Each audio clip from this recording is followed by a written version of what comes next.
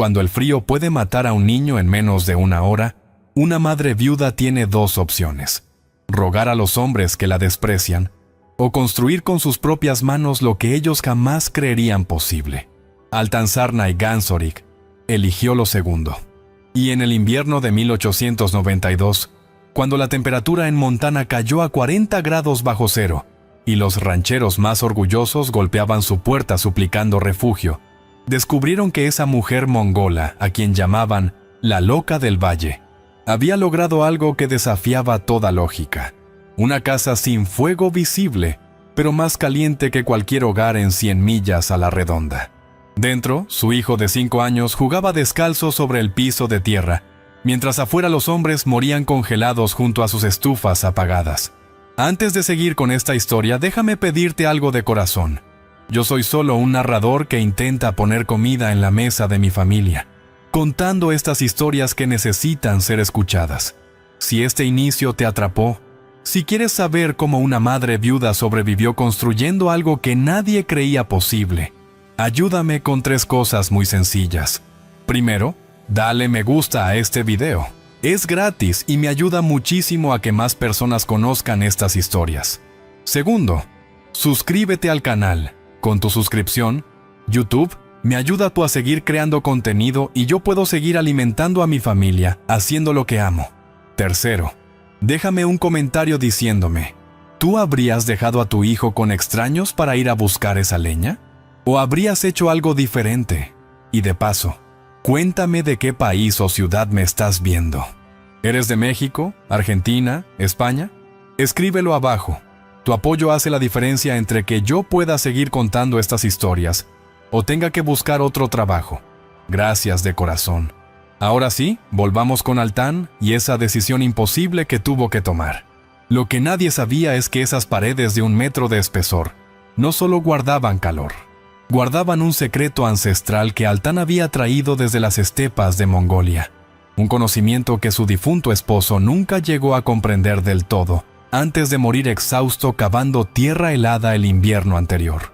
Ahora, sola y despreciada, esta mujer de 32 años estaba a punto de demostrar que la verdadera fuerza no viene del músculo ni del orgullo, sino de entender lo que la naturaleza misma está tratando de enseñarnos: que el calor, como el amor, no necesita gritar para salvar vidas.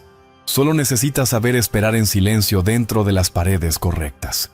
Altanzarnay había llegado a Montana 5 años atrás, de la mano de un comerciante de pieles llamado Jacob Ganzorik, un alemán que había pasado 15 años en Mongolia comprando lana de Kashmir y que regresó a América con una esposa que nadie esperaba. Jacob era un hombre bueno pero ingenuo, convencido de que su conocimiento del comercio sería suficiente para prosperar en el oeste. Compró tierras baratas cerca de Bozeman, construyó una cabaña al estilo americano con troncos mal sellados y creyó que su fuerza y determinación bastarían para sobrevivir el invierno. Altán le advirtió, le dijo en su inglés quebrado, que esa casa perdería calor, que necesitaban construir diferente, que el viento de Montana era tan cruel como el de las estepas, pero más traicionero porque venía húmedo.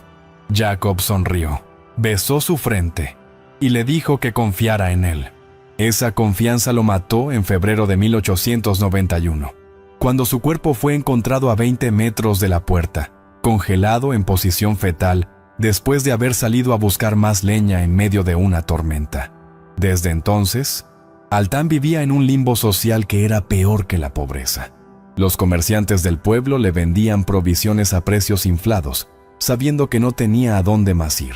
Las mujeres de la iglesia la miraban con una mezcla de lástima y desprecio, murmurando que esa clase de gente no sabía criar hijos como Dios manda.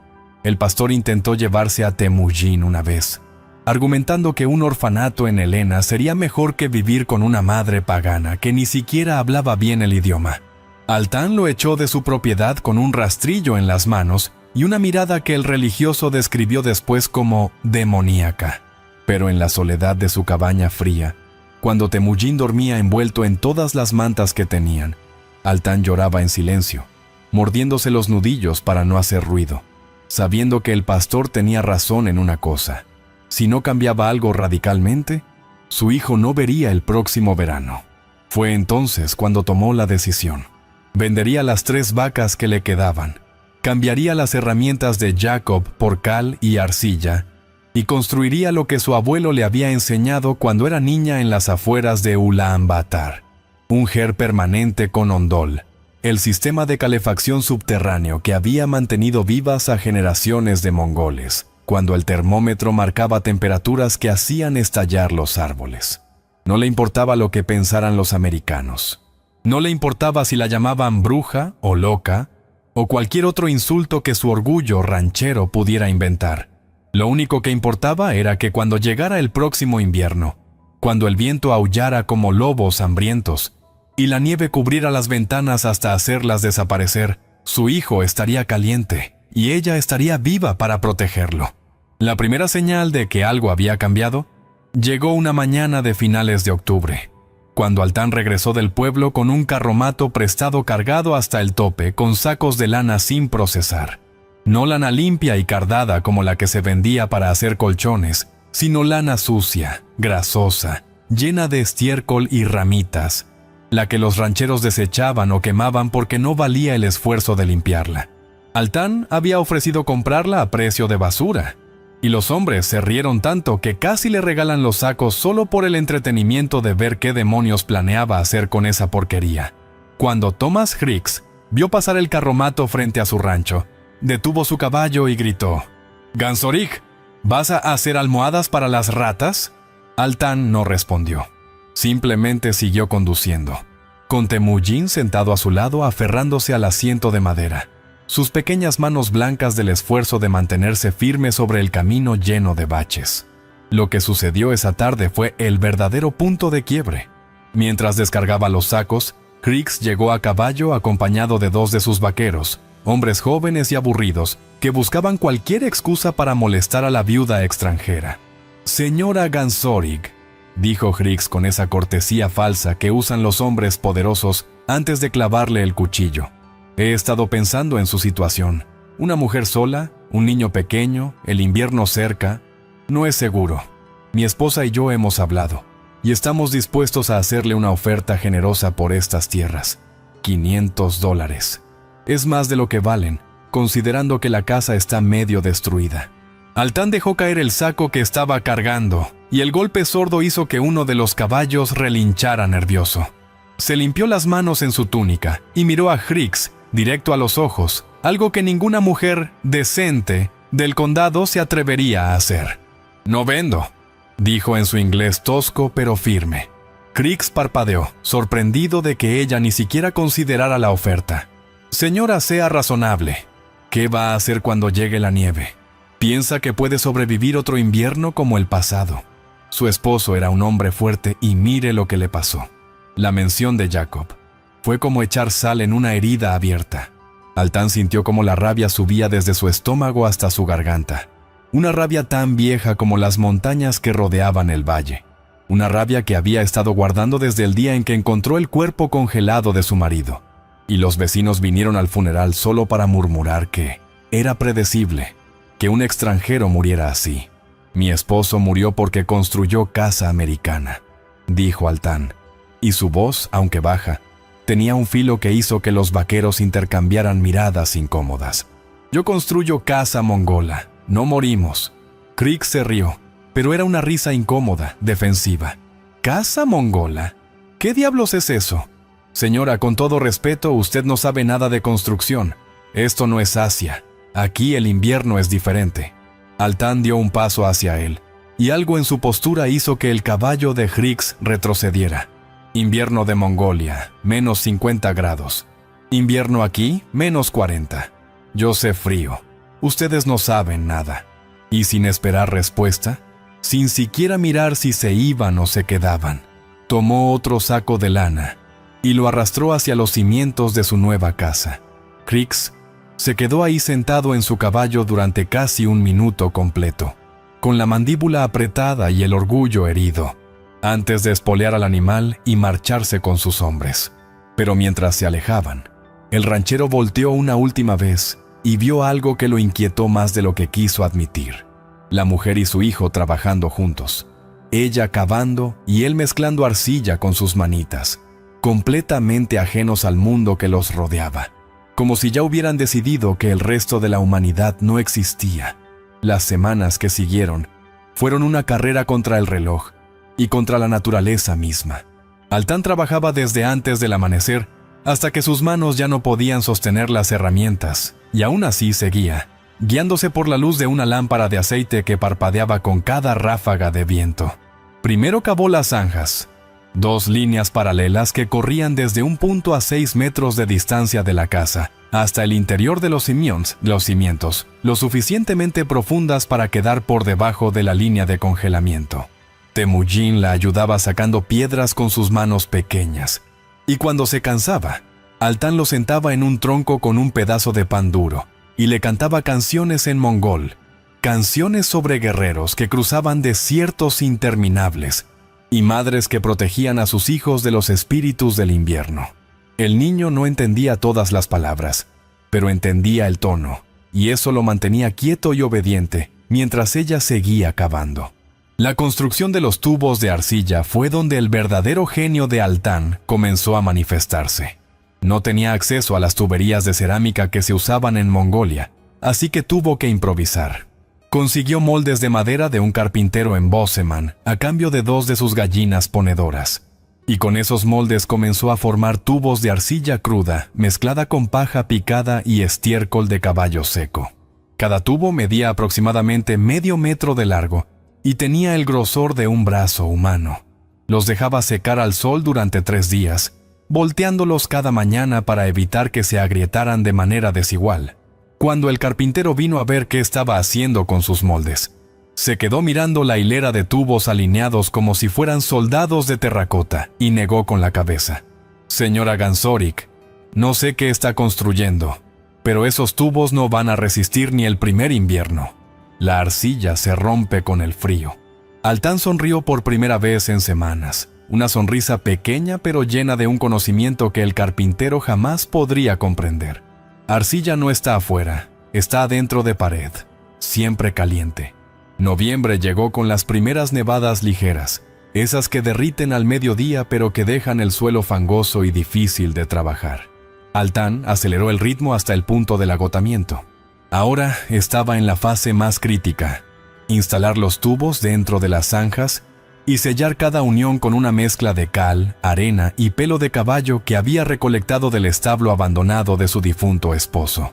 Cada conexión tenía que ser perfecta, absolutamente hermética, porque cualquier fuga de humo dentro de las paredes significaría monóxido de carbono filtrándose en el espacio habitable. Y el monóxido de carbono mataba en silencio, sin olor, sin advertencia, solo un sueño del que nunca despertabas. Altán lo sabía porque había visto morir a una familia entera en su aldea natal, cuando ella tenía 10 años, todos dormidos en sus camas como si la muerte fuera solo otro sueño invernal. No permitiría que eso le pasara a Temujin. Prefería morir congelada. Los vecinos más cercanos, una pareja de ancianos llamados Schultz, que vivían a media milla de distancia, vinieron a visitarla una tarde de noviembre. La señora Schultz traía una olla de estofado y una expresión de preocupación genuina en su rostro arrugado. «Querida», dijo en alemán, idioma que Altán entendía mejor que el inglés gracias a Jacob, «esto es una locura. Ven a pasar el invierno con nosotros. Tenemos espacio en el granero. Podemos poner un catre para ti y el niño». Altán agradeció el estofado, pero rechazó la oferta. El señor Schultz, un hombre de pocas palabras pero mucha observación, se acercó a examinar las paredes a medio construir. Pasó su mano por la lana compactada, golpeó la arcilla seca con los nudillos. Siguió con la mirada el recorrido de los tubos que desaparecían dentro de la estructura. «Es un sistema de calefacción romano», dijo finalmente, «más para sí mismo que para los demás. Hippocaustum. Lo leí en un libro una vez. Los romanos calentaban sus baños así». Altán lo miró sorprendida. Era la primera vez que alguien en este maldito valle demostraba conocer algo más allá de estufas de hierro y chimeneas de piedra. «No romano», corrigió Altán suavemente. «Mongol. Más viejo que romano. Mi pueblo usa esto 2000 años». Schultz asintió lentamente. Y por primera vez desde que Jacob murió, Altan vio algo parecido al respeto en los ojos de un hombre blanco. «Si funciona como creo que funcionará», dijo Schultz, «esta será la casa más caliente del condado, pero también la más peligrosa de construir. Un error» y hizo un gesto con la mano que simulaba una explosión. Altan entendió perfectamente. Si los gases se acumulaban en algún punto, si la presión se volvía demasiado alta, si algún tubo colapsaba dentro de la pared, toda la estructura podría llenarse de humo venenoso, o incluso explotar cuando encendiera el fuego por primera vez. Era un riesgo que la aterrorizaba cada noche cuando se acostaba junto a Temujin en su vieja cabaña fría. Pero el miedo no la detuvo. A mediados de noviembre, con los dedos agrietados sangrando a través de trapos que usaba como guantes improvisados, Altan comenzó la fase final: rellenar las paredes con lana. No era un proceso simple de meter la lana a puñados. Tenía que ser compactada de manera uniforme, sin espacios vacíos que permitieran la convección del aire, pero tampoco tan apretada que perdiera sus propiedades aislantes. Usó un palo largo y delgado para empujar la lana dentro de los espacios entre los tubos de arcilla y las paredes exteriores de adobe, trabajando sección por sección, verificando constantemente con sus manos que la densidad fuera la correcta. El olor era nauseabundo. Lana sucia mezclada con la humedad del adobe y el olor rancio de la grasa de oveja sin procesar. Temujin vomitó 2 veces el primer día, pero eventualmente se acostumbró, o simplemente su estómago se rindió ante la necesidad de seguir ayudando a su madre. Una tarde, mientras trabajaba en la pared norte, Altan escuchó voces acercándose. Eran 3 hombres jóvenes del pueblo, incluido uno de los vaqueros que había venido con Griggs semanas atrás. Venían borrachos, se notaba por la forma en que se tambaleaban y reían demasiado fuerte. ¡La constructora mongol!, gritó uno de ellos. ¿Ya casi terminas tu palacio de mierda? Altan siguió trabajando, ignorándolos deliberadamente. Eso pareció enfurecer al más alto del grupo. Un muchacho pelirrojo de no más de 20 años con la arrogancia de quien nunca ha conocido consecuencias reales. Se acercó y pateó uno de los fardos de lana que Altan aún no había instalado. «Te hice una pregunta, China». Altan se dio vuelta lentamente, con el palo de compactar lana todavía en la mano. «No soy china, soy mongol». El muchacho se rió. «Es lo mismo. Todas ustedes se ven igual». Lo que sucedió después fue tan rápido que los otros 2 borrachos apenas tuvieron tiempo de procesar. Altan golpeó al pelirrojo en la rodilla con el palo, un golpe seco y preciso que lo hizo colapsar de inmediato aullando de dolor. Antes de que los otros pudieran reaccionar, ella ya tenía el palo apuntando al más cercano, con una expresión en su rostro que dejaba absolutamente claro que el siguiente golpe sería en la cabeza. «Fuera de mi tierra», dijo con una voz tan fría que parecía venir desde el mismo invierno que se acercaba. Los hombres recogieron a su amigo herido y se fueron maldiciendo y amenazando con regresar con el sheriff, pero nunca lo hicieron, porque en el fondo sabían que habían entrado a propiedad privada borrachos y con intenciones hostiles, y ningún sheriff del oeste iba a arrestar a una viuda por defenderse. Pero el incidente dejó a Altan temblando durante horas, no de miedo sino de la adrenalina y la rabia contenida, que finalmente había encontrado una salida. Esa noche, mientras acostaba a Temujin en su catre y le cantaba para que durmiera, Altan se permitió por primera vez en meses pensar en rendirse. Sería tan fácil aceptar la oferta de Griggs, tomar el dinero, mudarse a Boseman, conseguir trabajo lavando ropa o limpiando casas, vivir como una ciudadana de segunda clase, pero al menos vivir sin esta guerra constante contra los elementos y contra los hombres. Pero entonces miró las manos de su hijo, esas manos pequeñas que ya tenían callos de ayudarla a construir, y supo que rendirse no era una opción, porque si se rendía ahora, ¿qué lección le estaría enseñando? ¿Que los fuertes siempre ganan? ¿Que el conocimiento no vale nada frente al poder bruto? No, su hijo aprendería algo diferente. Aprendería que una mujer sola, con nada más que el conocimiento de sus ancestros y la determinación de una madre, puede construir un refugio donde el frío mismo se rinde. A finales de noviembre, la estructura básica estaba completa, pero faltaba el componente más crítico: la cámara de combustión externa. Altán la construyó a 6 metros exactos de la casa, una distancia calculada no por capricho, sino por necesidad matemática. Demasiado cerca y el calor sería excesivo, imposible de controlar. Demasiado lejos y se perdería energía térmica valiosa antes de que llegara a las paredes. La cámara era un cubo de adobe reforzado con piedras de río, con una apertura frontal lo suficientemente grande para meter troncos de buen tamaño, pero lo suficientemente pequeña para concentrar el calor. En la parte posterior de la cámara, 2 aberturas del tamaño de un puño humano marcaban el comienzo de los tubos de arcilla que serpentearían por debajo del suelo, y luego subirían por las paredes interiores de la casa. Todo el sistema funcionaba bajo un principio simple pero brutal. El aire caliente siempre sube, y si le das un camino, seguirá ese camino hasta que el frío lo detenga. El primer día de diciembre llegó con una tormenta que dejó 15 centímetros de nieve durante la noche. Altán despertó con Temujin temblando junto a ella a pesar de estar cubierto con 4 mantas. La vieja cabaña de Jacob era una trampa mortal de corrientes de aire, y ella lo sabía, pero todavía necesitaba al menos 2 semanas más para terminar el techo de la nueva casa y hacer la transición. 2 semanas que ahora parecían una eternidad, con el termómetro marcando 15 grados bajo cero y bajando. Esa mañana, mientras calentaba agua para un té aguado que era lo único caliente que podían permitirse desayunar, Altán tomó una decisión desesperada.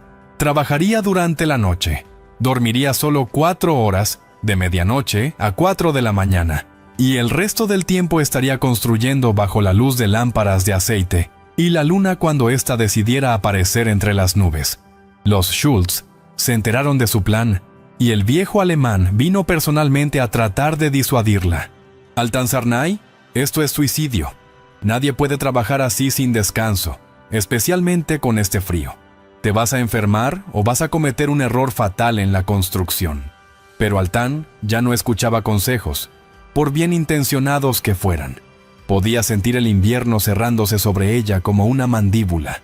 Podía oler en el aire esa amenaza metálica que precedía a las grandes nevadas, esas que duraban días enteros y dejaban el mundo enterrado bajo metros de blanco mortal. Si no termino ahora, morimos, dijo simplemente, y había tal certeza en su voz que Schultz no pudo rebatirla. En cambio, hizo algo que Altán nunca olvidaría. Regresó 2 horas después con su hijo mayor, un joven de 16 años llamado Friedrich, y 4 lámparas de aceite adicionales.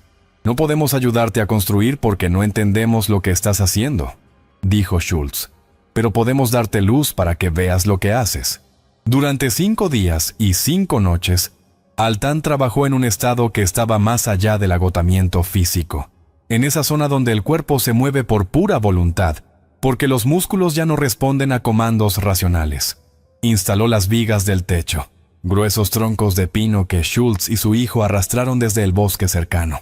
Cubrió las vigas con ramas entrecruzadas, luego una capa de corteza de abedul para impermeabilizar, después más lana compactada, y finalmente una capa de adobe mezclado con paja que sellaría todo el sistema. Sus manos sangraban constantemente. Los cortes en sus dedos se abrían y cerraban con cada movimiento, pero ella los vendaba con tiras de tela arrancadas de su propia ropa interior y seguía trabajando. Temujin dormía en un rincón de la nueva casa, envuelto en todas las mantas que tenían, despertándose cada pocas horas para ver a su madre todavía trabajando bajo la luz amarillenta de las lámparas, su sombra proyectándose gigante contra las paredes como un espíritu ancestral que se negaba a rendirse. La noche del 5.º día, cuando estaba instalando las últimas secciones del techo, Altán tuvo una alucinación. Vio a Jacob parado en la puerta de la nueva casa, exactamente como se veía el día que se conocieron en Ulan Bator. Joven, fuerte, con esa sonrisa confiada de hombre que cree que el mundo eventualmente se doblará ante su determinación. «Deberías descansar», le dijo la aparición con la voz de su esposo muerto. «No puedes hacer esto sola». Altán dejó caer el mazo que estaba usando para clavar una viga y se sentó en el suelo, con las piernas temblando de agotamiento. «Ya no estoy sola», respondió a la alucinación, o tal vez a ella misma. Tengo a nuestro hijo, y tengo el conocimiento que tú nunca quisiste aprender. La figura de Jacob sonrió tristemente, y se desvaneció como humo en el viento helado. Cuando Altán parpadeó y volvió a enfocar la vista, se dio cuenta de que había estado llorando, y que sus lágrimas se habían congelado en sus mejillas, formando pequeños cristales de hielo. El 7 de diciembre de 1891, a las 3 de la tarde, Altán instaló la última pieza del techo. No hubo celebración, no hubo gritos de victoria. Simplemente bajó de la escalera improvisada, caminó hasta donde Temujin la esperaba con los ojos muy abiertos, y se dejó caer de rodillas, abrazando a su hijo con tanta fuerza que el niño chilló. ¿Ya terminaste, mamá?, preguntó Temujin en mongol, porque en casa solo hablaban en su lengua materna. Ya terminé la construcción, respondió Altán, pero ahora viene la parte que da más miedo. Porque construir el sistema era una cosa, hacerlo funcionar sin matarlos a ambos era algo completamente diferente. Esa noche, trasladaron sus pocas pertenencias a la nueva casa.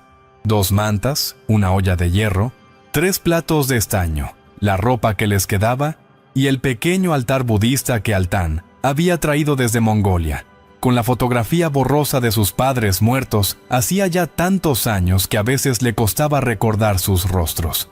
La casa sin fuego todavía estaba fría, obviamente, pero ya era notablemente diferente de la cabaña de Jacob. El viento no silbaba por las rendijas porque no había rendijas.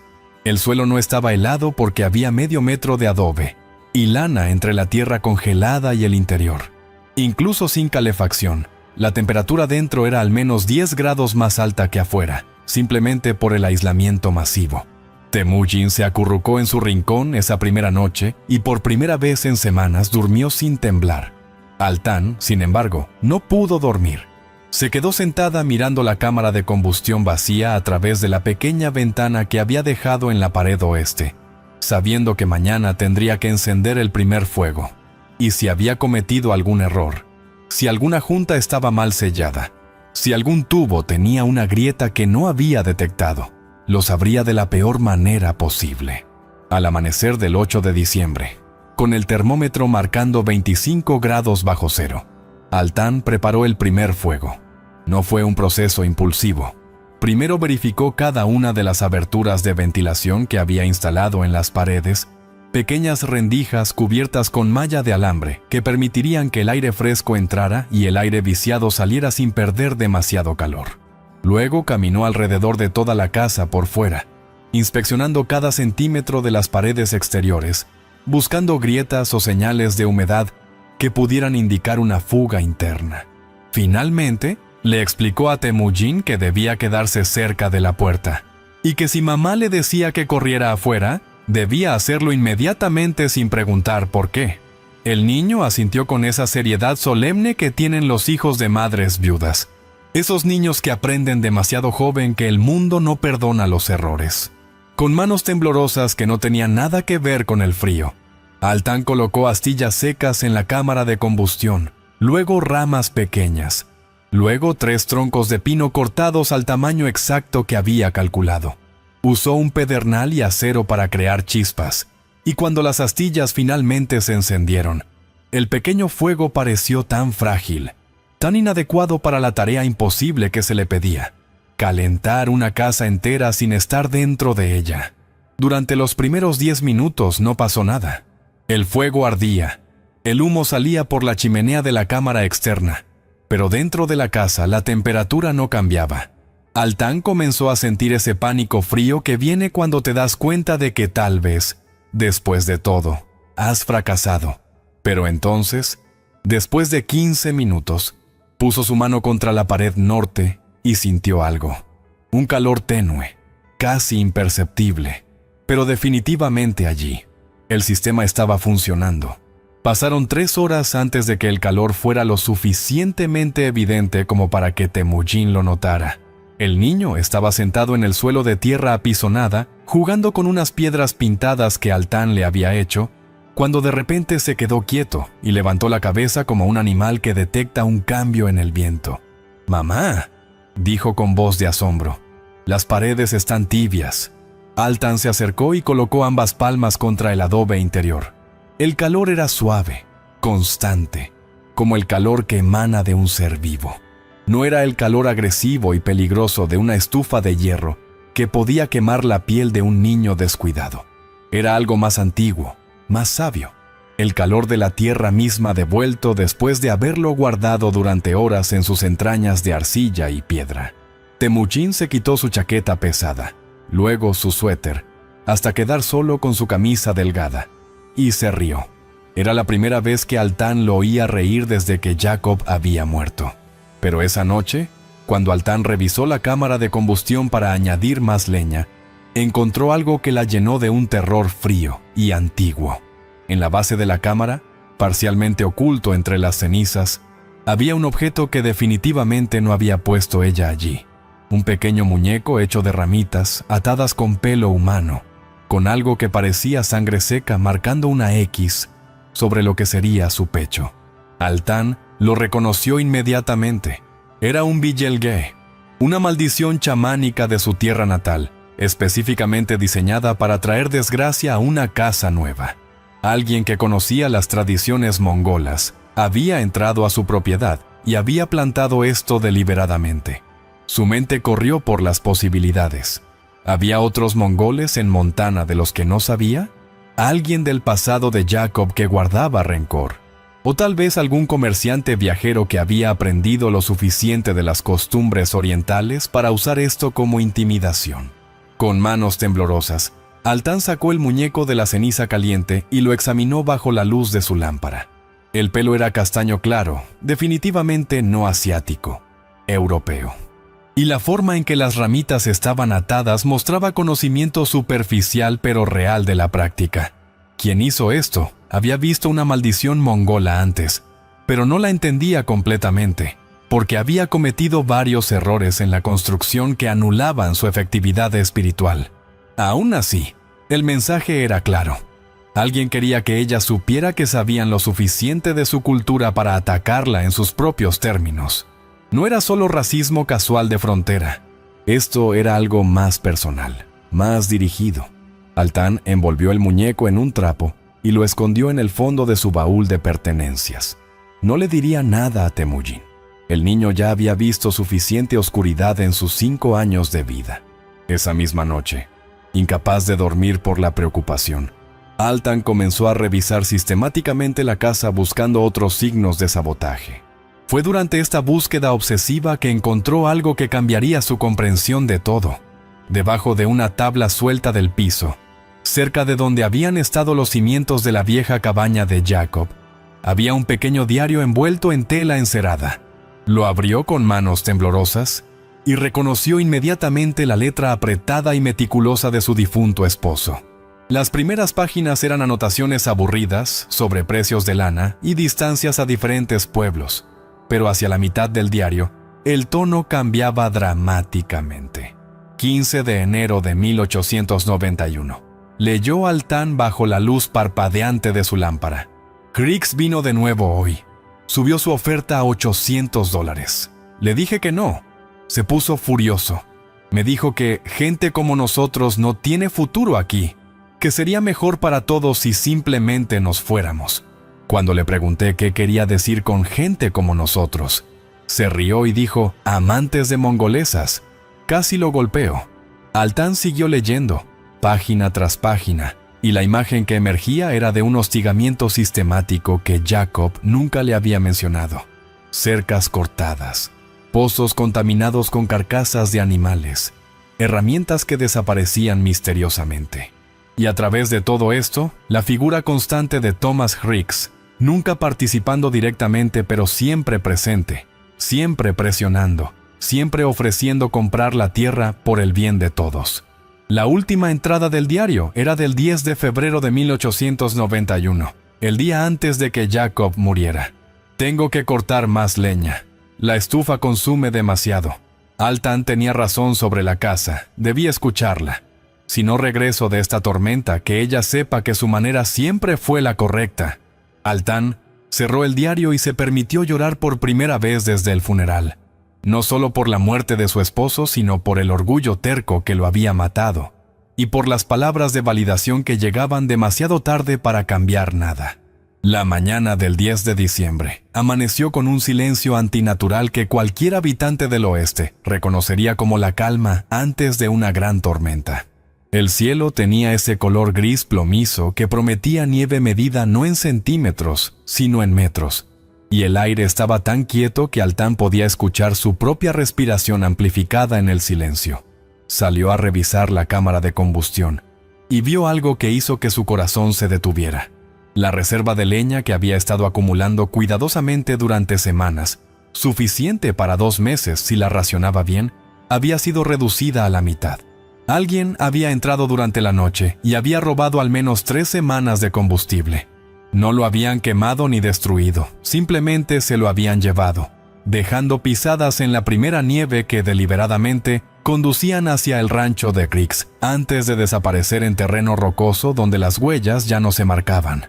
Altán se quedó parada frente a su leña reducida, haciendo cálculos mentales frenéticos.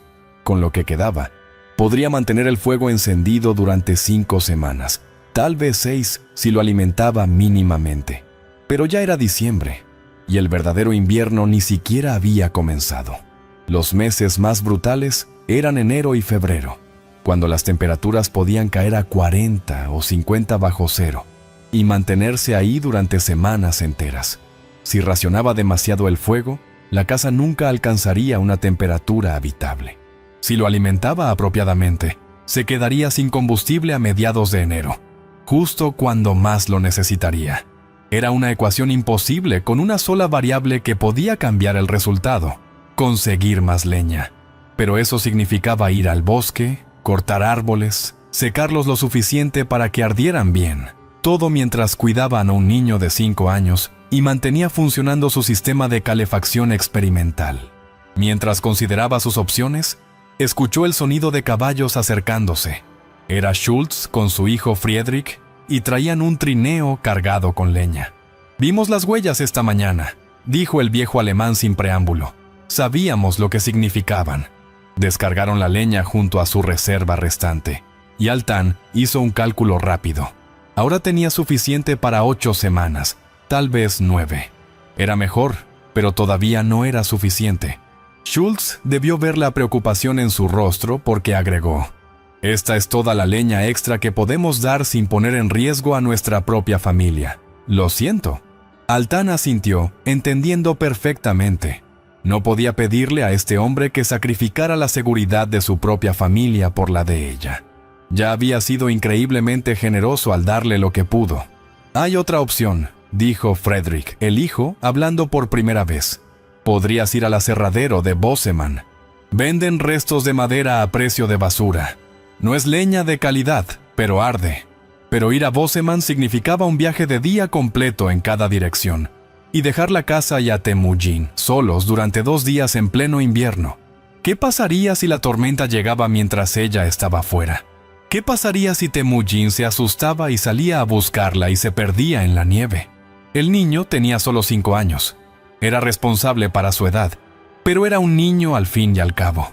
Altán se mordió el labio hasta hacerlo sangrar, tratando de encontrar una solución que no existía. Podía llevar a Temujin con ella, pero eso significaba exponerlo al frío brutal del viaje. Su hijo ya había tosido durante la última semana. Una exposición prolongada al viento helado podría convertir esa tos en neumonía, y la neumonía mataba niños en la frontera con la misma eficiencia que mataba ancianos. No había médicos a los que pudiera acudir. No había medicinas que pudiera permitirse comprar. «Podría quedarme con el niño», ofreció la señora Schultz, que había llegado caminando mientras los hombres hablaban. «2 días. Le daré de comer, lo mantendré caliente. Tú ve a Boseman, consigue la leña que necesitas, regresa». Era una oferta increíblemente generosa, pero Altán sintió una resistencia visceral en su estómago. Entregar a su hijo, aunque fuera temporalmente, aunque fuera a gente buena como los Schultz, se sentía como una rendición, como admitir que no podía protegerlo sola. Más que eso, había una voz pequeña y paranoica en la parte posterior de su mente que susurraba: «¿Y si esto es una trampa? ¿Y si los Schultz están trabajando con Hicks? ¿Y si le das a tu hijo y nunca te lo devuelven? y te dicen que estás demasiado loca o demasiado peligrosa para criarlo. Altan sabía que esos pensamientos eran probablemente injustos, que los Schultz habían demostrado ser sus únicos amigos verdaderos en este valle cruel, pero el miedo de una madre viuda no responde a la lógica. Esa tarde, después de que los Schultz se fueran prometiendo regresar al día siguiente para escuchar su decisión, Altan se sentó con Temujin y le habló con una honestidad brutal que normalmente se reserva para adultos. «Mamá tiene que ir a buscar más leña», le dijo en mongol. «Puedo llevarte conmigo, pero hace mucho frío y podrías enfermarte. O puedes quedarte con la familia Schultz, donde estarás caliente y seguro. Pero mamá no estará contigo por 2 días». Temujin la miró con esos ojos oscuros que parecían demasiado viejos para un niño de 5 años. «¿Si me quedo con los Schultz, nos quedamos sin leña?», preguntó. «No, si me quedo contigo tendremos menos leña», admitió Altan. «¿Entonces no hay suficiente calor para el invierno?». Altan sintió como si le hubieran clavado un cuchillo en el pecho. Su hijo de 5 años estaba haciendo cálculos de supervivencia que ningún niño debería tener que hacer. «Si voy sola y rápido, puedo traer suficiente leña para todo el invierno», dijo Altan. «Pero tienes que ser muy valiente. Tienes que quedarte con los Schultz y no tener miedo». Temujin no respondió inmediatamente. En cambio, se levantó y caminó hasta la pared de la casa, colocando su pequeña mano contra el adobe tibio. «Esta casa es mágica», dijo finalmente. «Papá murió porque su casa no era mágica. Tú hiciste una casa mágica para que yo no muera». Altan sintió que las lágrimas le quemaban los ojos. «Sí», susurró. «Esta casa te mantendrá vivo, pero necesita comer leña como tú necesitas comer arroz». Temujin asintió solemnemente. «Entonces ve a buscar comida para la casa. Yo seré valiente con los Schultz». Y en ese momento, Altan supo que su hijo había heredado no solo su sangre mongola, sino también esa capacidad de hacer lo necesario sin importar cuán doloroso fuera. Pero esa noche, cuando Temujin finalmente se durmió, Altan encontró el diario de Jacob nuevamente y leyó la última entrada una vez más. «Si no regreso de esta tormenta», las palabras la perseguían. Jacob había salido un día pensando que regresaría, y nunca lo hizo. ¿Qué la hacía pensar que a ella le iría mejor? Era más pequeña que Jacob, menos fuerte físicamente, con menos experiencia navegando las carreteras traicioneras de Montana en invierno. Si algo le pasaba en el camino a Boseman, si el carromato prestado volcaba, o si los caballos se asustaban y la arrojaban, Temujin se convertiría en huérfano. Y los huérfanos de madres extranjeras no tenían un buen destino en el oeste americano. Serían enviados a orfanatos donde les enseñarían a odiar su propia sangre, donde le cambiarían el nombre a algo apropiado, donde le dirían que su madre era una salvaje que no había sabido criar a un hijo como se debe. La decisión la desgarraba desde adentro. Cada opción tenía un precio que no estaba segura de poder pagar. Si llevaba a Temujin y se enfermaba, ¿valdría la pena la leña extra si significaba enterrar a su hijo en primavera? Si lo dejaba con los Schultz y algo salía mal, ¿cómo viviría consigo misma sabiendo que había elegido madera sobre la seguridad inmediata de su hijo? Si no iba para nada e intentaba sobrevivir el invierno con la leña que tenía, ¿estarían simplemente prolongando lo inevitable, muriendo lentamente de frío en febrero, en lugar de morir rápidamente en diciembre? No había respuestas correctas en la frontera, solo había apuestas, y algunas apuestas costaban vidas sin importar qué carta jugaras. Altan se quedó despierta toda esa noche, mirando a su hijo dormir, tratando de encontrar en su respiración suave alguna señal, alguna respuesta que el universo pudiera estar ofreciendo. Pero el universo, como siempre, guardaba silencio. Al amanecer del 11 de diciembre, Altan tomó su decisión. Dejaría a Temujin con los Schultz e iría sola a Boseman. Era la opción que maximizaba las probabilidades de supervivencia a largo plazo, aunque cada fibra de su ser de madre gritaba en contra. Preparó a su hijo con las mejores ropas que tenían. Empacó su pequeño altar budista en una bolsa de tela para que tuviera algo familiar consigo, y caminaron juntos la media milla hasta la granja de los Schultz, mientras el viento comenzaba a aullar con esa nota aguda que prometía tormenta inminente. Temujin no lloró cuando Altan lo entregó a la señora Schultz, pero sus dedos se aferraron a la manga de su madre con tanta fuerza que ella tuvo que aflojarlos suavemente, uno por uno. 2 días, le prometió en mongol. Mamá regresa en 2 días. El niño asintió, con los labios apretados en una línea firme, que era idéntica a la expresión que Jacob hacía cuando estaba tratando de ser valiente. El viaje a Boseman comenzó bajo un cielo que parecía una contusión gigante, púrpura y gris y amenazante. Altan había pedido prestado el carromato más pequeño de Schultz, tirado por un solo caballo viejo pero resistente llamado Otto, que conocía el camino incluso cuando la nieve oscurecía las marcas del sendero. Durante las primeras 2 horas, todo fue relativamente tranquilo. Altan conducía envuelta en todas las capas que poseía, con trapos enrollados alrededor de su cara dejando solo sus ojos expuestos, tratando de no pensar en Temujin, tratando de no imaginar qué estaría haciendo en ese momento, si habría desayunado, si extrañaba su casa mágica con paredes tibias. Pero entonces, justo cuando el camino comenzaba a descender hacia el valle donde estaba Boseman, la tormenta golpeó con una furia que parecía personal. La nieve llegó primero como copos grandes y suaves, que se posaban en los hombros de Altan como mariposas blancas, pero en cuestión de minutos, se transformó en una pared sólida de blanco horizontal, que hacía imposible ver más allá del hocico de Otto. El viento aullaba con voces que sonaban casi humanas, y Altan podría jurar que escuchaba su nombre siendo gritado entre las ráfagas. Otto se detuvo, negándose a seguir adelante, con las orejas pegadas contra su cabeza en señal de miedo animal primitivo. Altan sabía que obligar al caballo a continuar en estas condiciones sería suicida. La probabilidad de que el carromato saliera del camino y volcara en algún barranco invisible era casi del 100%. Pero detenerse aquí, en medio de la tormenta sin refugio, significaba congelarse lentamente mientras esperaban que la ventisca pasara. Y las ventiscas en Montana podían durar 3 días, 4 días, una semana entera. Fue entonces cuando vio algo que al principio pensó que era otra alucinación, como la de Jacob que había visto días atrás. A unos 20 metros del camino, apenas visible entre la nieve que caía, había una estructura oscura que no era un árbol. Altan entrecerró los ojos tratando de enfocar, y se dio cuenta de que era una cabaña abandonada, probablemente de algún trampero que había muerto o se había ido años atrás. No era mucho, probablemente estaba llena de agujeros y animales muertos, pero era mejor que nada. Con manos entumecidas por el frío, Altan guió a Otto fuera del camino hacia la cabaña, rezando a todos los dioses en los que había creído alguna vez para que el suelo debajo de la nieve fuera sólido, y no una trampa de barro congelado que tragaría el carromato. Otto avanzaba paso a paso, temblando, y Altan le hablaba en mongol, palabras suaves de aliento que el animal probablemente no entendía, pero que respondía a su tono. Llegaron a la cabaña justo cuando Altan comenzaba a perder sensación en los dedos de los pies.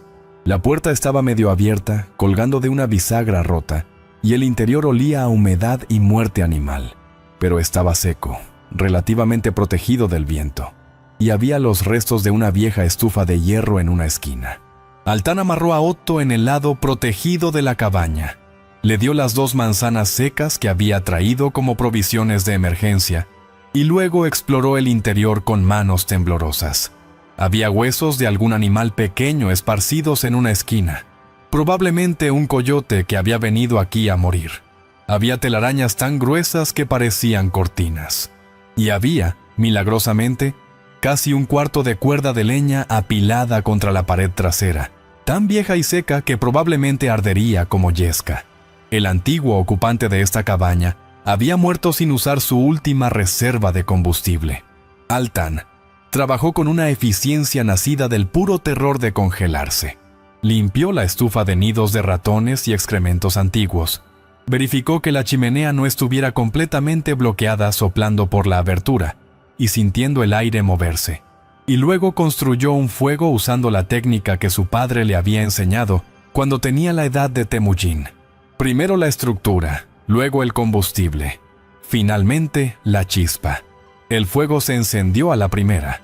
las llamas lamiendo la madera antigua con un hambre que parecía sobrenatural. Altán se sentó frente a ese fuego y lloró, no de alivio sino de rabia pura. Rabia contra el clima que conspiraba para matarla. Rabia contra Hrix y quien fuera que hubiera robado su leña. Rabia contra Jacob por morirse y dejarla sola en esta pesadilla. Rabia contra sí misma por haber venido a este país maldito en primer lugar. La tormenta rugió durante toda la noche y todo el día siguiente. Altán racionó la leña de la cabaña abandonada tan cuidadosamente como un avaro cuenta monedas de oro, alimentando el fuego solo lo suficiente para evitar la hipotermia, pero nunca lo suficiente para estar cómoda. Afuera, Otto se quedó de pie contra la pared de la cabaña, con hielo formándose en su crin y su aliento creando nubes de vapor que la ventisca dispersaba instantáneamente. Altán salió 2 veces para verificar que el caballo siguiera vivo, y ambas veces el viento casi la tumbó. Durante esas horas interminables atrapada en la cabaña, mientras el viento gritaba como almas en tormento, y la nieve se acumulaba contra las paredes, hasta que la luz de la ventana rota se volvió casi inexistente, Altán tuvo mucho tiempo para pensar en las decisiones que había tomado. Pensó en Temujin, rezando a dioses en los que no estaba segura de creer, para que los Schultz lo mantuvieran caliente y alimentado. Pensó en su casa mágica esperándola vacía, con las paredes todavía tibias del último fuego que había encendido antes de partir. Pensó en el muñeco maldito que alguien había plantado en su cámara de combustión, y en el diario de Jacob, revelando años de hostigamiento que él nunca le había mencionado. Pensó en cómo había llegado a este punto. Una mujer de 32 años, sola en una cabaña abandonada en medio de una tormenta de nieve mortal, apostando su vida por la oportunidad de comprar madera de desecho en un aserradero. ¿En qué momento su existencia se había reducido a esta ecuación brutal de supervivencia? ¿Cuándo había dejado de ser una persona con sueños y esperanzas para convertirse simplemente en un animal luchando por el siguiente día? Pero entonces, en algún momento profundo de la segunda noche, cuando el fuego estaba casi extinguido y Altán consideraba seriamente si debía quemar parte del carromato para mantenerse viva, la tormenta paró. No gradualmente, sino de repente, como si alguien hubiera cerrado una puerta gigante. El silencio que siguió era tan completo que Altán podía escuchar su propio corazón latiendo. Se arrastró hasta la puerta rota y miró afuera. El mundo se había transformado en un paisaje alienígena de blanco puro, bajo una luna llena tan brillante que dolía mirarla. La nieve llegaba hasta la mitad de la pared de la cabaña. Y Otto estaba enterrado hasta el vientre, pero todavía de pie, todavía vivo, todavía esperando con esa paciencia infinita que tienen los caballos buenos. Altán salió al frío lunar y gritó, un grito primitivo que no tenía palabras en ningún idioma, solo emoción pura, rabia y alivio y terror, mezclados en un aullido que los árboles cubiertos de nieve devolvieron como ecos fantasmales. Le tomó 3 horas cavar suficiente nieve para liberar a Otto y el carromato. Trabajó sin guantes porque se habían mojado y congelado en bloques sólidos de tela helada, así que usó sus manos desnudas, sabiendo que probablemente estaba causando daño permanente por congelamiento, pero sin tener otra opción. Cuando finalmente logró volver al camino principal, el sol estaba saliendo, tiñendo la nieve de rosa y dorado, en una belleza tan obscena que Altán quiso escupirle. Boseman estaba a menos de 2 horas de distancia ahora, visible como una mancha oscura en el valle nevado. Altán chicoteó las riendas y Otto comenzó a caminar, cada paso hundido en nieve hasta las rodillas, avanzando con una determinación que partía el corazón. Llegarían al aserradero, comprarían la leña, y de alguna manera, de alguna maldita manera, Altán regresaría con su hijo antes de que pasaran los 2 días que había prometido, porque las madres no rompen promesas a sus hijos, no si todavía están respirando. Altán llegó a Boseman cerca del mediodía del tercer día, un día completo más tarde de lo prometido. El aserradero estaba en las afueras del pueblo, una operación grande dirigida por un hombre llamado McCarthy, que tenía reputación de ser duro, pero justo.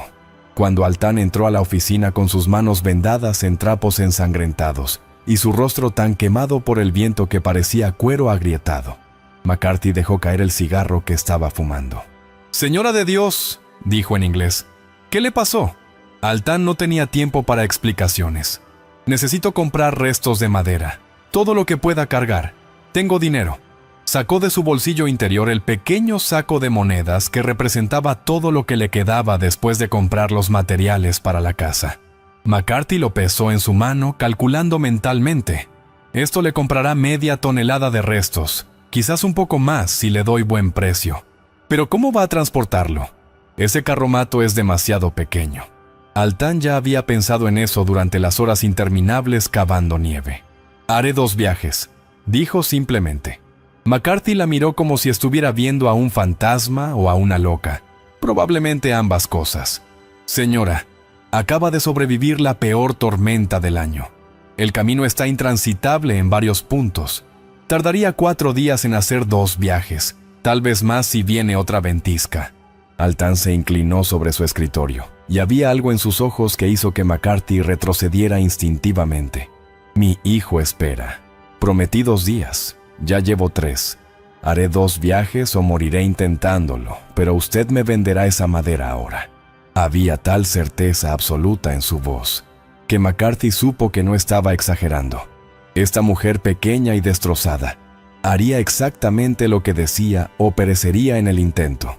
McCarthy era un hombre práctico, y los hombres prácticos reconocen cuando discutir es inútil. «Le diré qué haremos», dijo finalmente. «Le venderé toda la madera que su dinero pueda comprar, y mis hombres la cargarán en su carromato apilándola tan alto que será peligroso pero transportable. Un solo viaje, pero tendrá que conducir muy despacio y rezar para que no se vuelque». Altán asintió sin decir palabra. 1 hora después, el carromato estaba cargado con una pila de madera de desecho tan alta que Otto miraba hacia atrás, con lo que solo podía describirse como traición equina. Los trabajadores del aserradero habían asegurado la carga con cuerdas tan apretadas que crujían, pero todos sabían que en el primer bache serio o ráfaga de viento fuerte, toda la estructura podría colapsar. «Si llega viva a su casa», dijo uno de los trabajadores mientras Altán subía al asiento del conductor, «será el viaje más milagroso que haya visto». Altán no respondió. Simplemente chasqueó las riendas y Otto comenzó a moverse, cada paso del caballo haciendo que toda la carga se balanceara peligrosamente. El viaje de regreso fue una pesadilla que se extendió durante toda la tarde y la noche.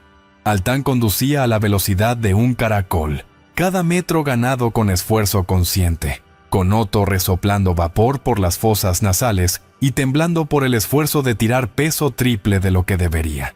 En 2 ocasiones, la pila de madera comenzó a deslizarse, y Altán tuvo que detenerse completamente, desatar las cuerdas con sus manos destrozadas, reajustar la carga y volver a amarrarla, todo mientras el sol se ponía y la temperatura caía a niveles que hacían que cada respiración doliera en los pulmones. Cuando finalmente llegó a la cabaña abandonada donde había sobrevivido la tormenta, ya era noche cerrada, y Altán estaba tan exhausta que casi se cayó del asiento del carromato. Sabía que debería parar, descansar unas horas, pero la imagen de Temujin esperándola con los Schultz, pensando que su madre lo había abandonado, la impulsaba hacia adelante como un látigo invisible. Fue en el último tramo del camino, a menos de 2 millas de su propiedad, cuando todo se derrumbó literalmente. Una rueda del carromato golpeó una roca oculta bajo la nieve. El eje se torció con un crujido horrible, y toda la carga de madera se deslizó hacia un lado. Altán apenas tuvo tiempo de saltar antes de que el carromato volcara completamente, desparramando cientos de pedazos de madera por toda la carretera nevada. Otto, todavía amarrado al carromato, cayó de lado relinchando de pánico. Altán corrió hacia el caballo, sus manos sangrando de nuevo mientras luchaba con las correas del arnés, tratando desesperadamente de liberar al animal antes de que se rompiera una pierna o se ahorcara con su propio equipo. Finalmente logró soltarlo, y Otto se levantó tambaleándose, claramente lesionado pero vivo. Altán se quedó parada en medio del camino rodeada de madera esparcida y un carromato destruido, y algo dentro de ella finalmente se rompió. Se dejó caer de rodillas en la nieve y comenzó a reír, una risa histérica que rápidamente se transformó en sollozos que sacudían todo su cuerpo. Todo. Había sobrevivido todo. La muerte de Jacob, el rechazo de la comunidad, la construcción imposible, el robo de su leña, la tormenta mortal, el viaje infernal. Y ahora estaba aquí, a solo 2 millas de su casa, con su carga de salvación desparramada en la nieve como los huesos rotos de sus esperanzas. Era demasiado. Era simplemente demasiado para que una persona soportara. Levantó la cabeza hacia el cielo nocturno lleno de estrellas indiferentes y gritó en mongol: «¿Qué más quieres de mí? ¿Qué más tengo que darte?». Las estrellas no respondieron, porque las estrellas nunca responden. Y ese silencio cósmico fue de alguna manera peor que cualquier respuesta. Pero entonces, en ese momento de absoluta desesperación, Altan escuchó algo. Voces, pasos en la nieve. Levantó la cabeza y vio luces de antorchas acercándose por el camino. Y cuando las figuras se acercaron lo suficiente, pudo distinguirlas. Schultz y su hijo Friedrich, y detrás de ellos, increíblemente, estaban Thomas Rix y 3 de sus vaqueros. Schultz llegó primero, cayendo de rodillas junto a Altan. «Dios mío, pensamos que estabas muerta. Cuando no regresaste al segundo día, Friedrich cabalgó hasta Boseman y supo de McCarthy, que habías partido en la tormenta». Altan apenas podía procesar sus palabras. «¿Temujin?», logró preguntar. «Está bien, está con mi esposa, comiendo sopa y preguntando cada 5 minutos cuándo regresarás», dijo Schultz. Y esas palabras fueron como agua en el desierto para el alma destrozada de Altan. Thomas Rix se acercó, y Altan esperó el insulto, la burla, la confirmación de que todo su sufrimiento había sido por nada, porque este hombre poderoso seguiría siendo su enemigo. Pero en cambio, Rix se quitó el sombrero y dijo algo que Altan nunca habría imaginado escuchar de sus labios. «Señora Gansorig, me equivoqué con usted». Su voz era áspera, como si las palabras le costaran dolor físico pronunciarlas. Schultz me contó lo que estaba construyendo y yo no lo creí. Pensé que era otra más de las locuras de mi difunto esposo. Pero Friedrich fue a ver su casa hoy y me dijo... Se detuvo, pasándose la mano por el rostro. Me dijo que las paredes todavía estaban tibias 3 días después de que usted se fuera, que había encendido el fuego hace 5 días y la casa seguía manteniendo calor sin ninguna fuente activa de combustión. El rancho más rico del condado se quedó en silencio por un momento, solo el viento susurrando entre los pinos. Luego Rix continuó: «He vivido en Montana toda mi vida. He visto morir a hombres buenos tratando de mantener sus casas calientes, quemando leña día y noche hasta que se agotan o se intoxican con humo. Y usted, una mujer que la mitad del pueblo llamaba loca, construyó algo que ninguno de nosotros pensó que era posible». Se volvió hacia sus vaqueros. «Muchachos, recojan cada pedazo de esta madera y la llevan a la propiedad de la señora Gansorig. Y mañana a primera hora, quiero un equipo completo reparando este carromato y trayendo 3 cuerdas más de nuestra mejor leña seca como compensación». Uno de los vaqueros, el mismo que había venido borracho a molestar las semanas atrás, abrió la boca para objetar, pero se calló cuando Rix le dirigió una mirada que podía congelar sangre. Altan no sabía qué decir. La disculpa de Rix, si es que así podía llamarse, no borraba meses de hostigamiento ni devolvía la vida a Jacob, ni sanaba sus manos destrozadas. Pero era algo. Era el primer reconocimiento de que tal vez, solo tal vez, ella tenía derecho a existir en este valle, a criar a su hijo, a vivir según su propio conocimiento en lugar de doblarse ante las expectativas de otros. «No necesito su compensación», dijo finalmente, con voz ronca por el llanto y el frío. «Solo necesito que me dejen en paz. Que dejen a mi hijo en paz». Rix asintió lentamente. «Tiene mi palabra. Y la palabra de Rix vale algo en este condado, sin importar lo que otros pecados cargue». Era lo más tomo acerca de una disculpa real que ella probablemente obtendría, y Altan decidió en ese momento que sería suficiente. La venganza era un lujo que los sobrevivientes no podían permitirse. Entre todos los hombres, recogieron la madera en menos de 1 hora, cargándola en 2 carretas que Higgs había traído. Schultz insistió en que Altan montara a Otto de regreso a su propiedad mientras Friedrich conducía una de las carretas y los vaqueros de Higgs conducían la otra. El camino se hizo en silencio, solo el crujir de la nieve bajo los cascos y las ruedas, y cuando finalmente llegaron a la propiedad de Altan, ella vio algo que la hizo contener la respiración. Temujin estaba parado en la puerta de su casa mágica, con la señora Schultz sosteniéndolo por los hombros. Y cuando vio a su madre, el niño rompió a llorar y corrió por la nieve tan rápido como sus piernas cortas le permitían. Altan desmontó de Otto y cayó de rodillas justo a tiempo para atrapar a su hijo, y ambos se abrazaron con tanta fuerza que se convirtieron en una sola cosa, madre e hijo, fusionados en un momento de puro alivio que valía cada segundo de agonía que Altan había soportado. Los hombres descargaron la madera en silencio respetuoso, apilándola cuidadosamente junto a la cámara de combustión externa, mientras Altan permanecía adentro de su casa con Temujin, negándose a soltarlo incluso cuando la señora Schultz le trajo té caliente y pan. El niño había enterrado su rostro en el cuello de su madre y respiraba en pequeños jadeos entrecortados que gradualmente se fueron calmando hasta convertirse en respiración normal. «Pensé que te había sido como papá», susurró finalmente en mongol. «Pensé que la nieve te había comido».